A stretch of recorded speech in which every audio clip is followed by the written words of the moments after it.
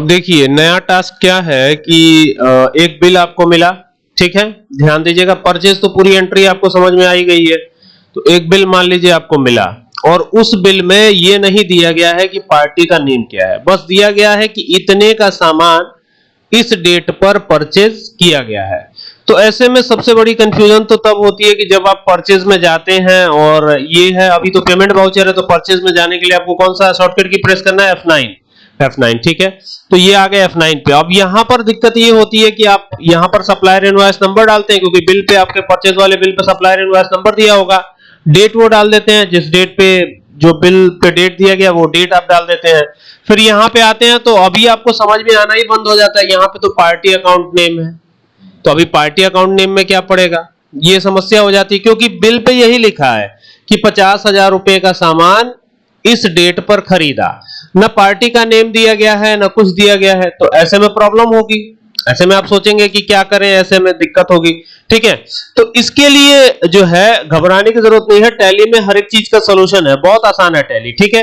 तो देखिए ये कौन से मोड में है, हम आइटम इनवॉइस मोड में है। कौन से इनवॉइस मोड में है, आइटम इनवॉइस मोड में। मैंने आपको बताया था पिछले क्लास में कि ये आइटम इनवॉइस मोड और एज वाउचर मोड और 3 मोड कुल मिला के होते हैं, ठीक है। मोड को चेंज करने के लिए कहां जाना होता है, मोड को चेंज करने के लिए हमको जाना होता है चेंज मोड पे।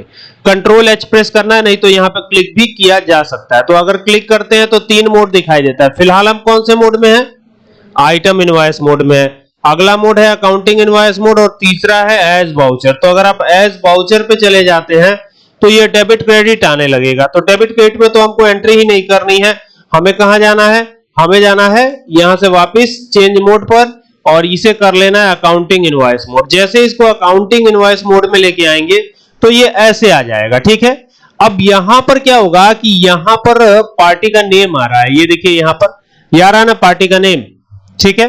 अब ये कहा गया है कि कैश में परचेस किया, ठीक है, या कुछ दिया नहीं गया है, सपोज कीजिए कुछ दिया ही नहीं गया है, 50,000 रुपए का सामान खरीदा, ठीक है।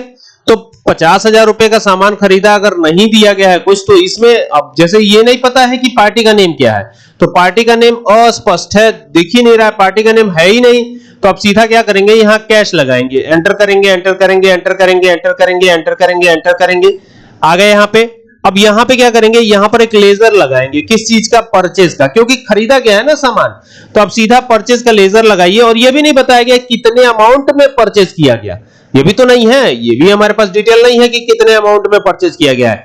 तो अब सीधा यहां परचेज का लेजर लगाइए और कितने का सामान, 50,000 का। तो ये 50,000 रुपए यहां डालिए, ये हो गया 50,000, एंटर कीजिए, एंटर कीजिए, एंटर कीजिए, यहां डाल दीजिए द गुड्स, यहां पे नरेशन में क्या डाल देंगे, द गुड्स वर्थ रुपीज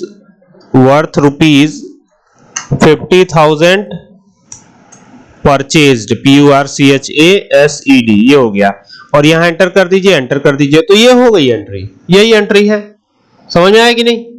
तो आसान है एकदम से, बस मोड आपको चेंज करना है। मोड खाली देखने के लिए नहीं दिया गया है, इसको चेंज भी करना पड़ेगा, ठीक है। तो एक न्यू चीज ये भी आज आपको पता चली, ठीक ना। तो इस पे भी कमांड कर लीजिए, इसको देख लीजिए।